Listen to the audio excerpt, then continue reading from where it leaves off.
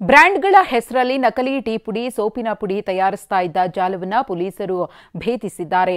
ಬೆಂಗಳೂರು ನಗರ ಉತ್ತರ ತಾಲೂಕಿನ ಗೊಂಗೊಂಡಹಳ್ಳಿಯ ಮನೆಯಲ್ಲಿ ನಕಲಿ ಐಟಂಗಳನ್ನು ತಯಾರಿಸುತ್ತಿದ್ರು.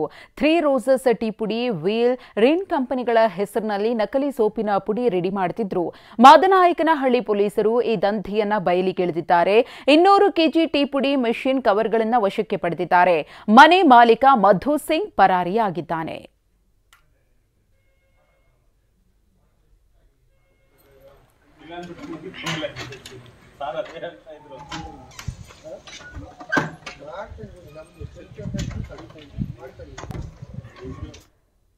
ವಿವಿಧ ಬ್ರ್ಯಾಂಡ್ಗಳ ಹೆಸರಿನಲ್ಲಿ ನಕಲಿ ಐಟಂಗಳನ್ನು ತಯಾರಿಸ್ತಾ ಇದ್ದಂತಹ ಜಾಲವನ್ನು ಪೊಲೀಸರು ಭೇದಿಸಿದ್ದಾರೆ. ಟೀ ಪುಡಿ ಮತ್ತು ಸೋಪಿನ ಪುಡಿ ಜಾಲವನ್ನು ಭೇದಿಸಿರೋದು ಇಲ್ಲಿ ಪೊಲೀಸರು. ಬೆಂಗಳೂರು ನಗರ ಉತ್ತರ ತಾಲೂಕಿನ ಗಂಗೊಂಡಹಳ್ಳಿಯ ಮನೆಯಲ್ಲಿ ಈ ನಕಲಿ ಆಟ ನಡೀತಾ ಇತ್ತು. 3 ರೋಸಸ್ ಟೀ ಪುಡಿ, ವೀಲ್ ಮತ್ತು ರಿನ್ ಕಂಪನಿಗಳ ಹೆಸರಿನಲ್ಲಿ ನಕಲಿ ಸೋಪಿನ ಪುಡಿಯನ್ನು ಕೂಡ ತಯಾರು ಮಾಡ್ತಾ ಇದ್ರು. ಖಚಿತ ಮಾಹಿತಿಯ ಮೇರೆಗೆ ಮನೆಗೆ ಲಗ್ಗೆ ಇಟ್ಟಂತಹ ಪೊಲೀಸರು ಈ ಒಂದು ಜಾಲವನ್ನು ಭೇದಿಸಿದ್ದಾರೆ. ಇನ್ನು ಮನೆ ಮಾಲೀಕ ಮಧು ಸಿಂಗ್ ಅಂತ ಹೇಳಿ ಆತ ಎಸ್ಕೇಪ್ ಆಗಿದ್ದಾನೆ. ಆತನಿಗೋಸ್ಕರ ಹುಡುಕಾಟ ಕೂಡ ಪೊಲೀಸರಿಂದ ನಡೀತಾ ಇದೆ.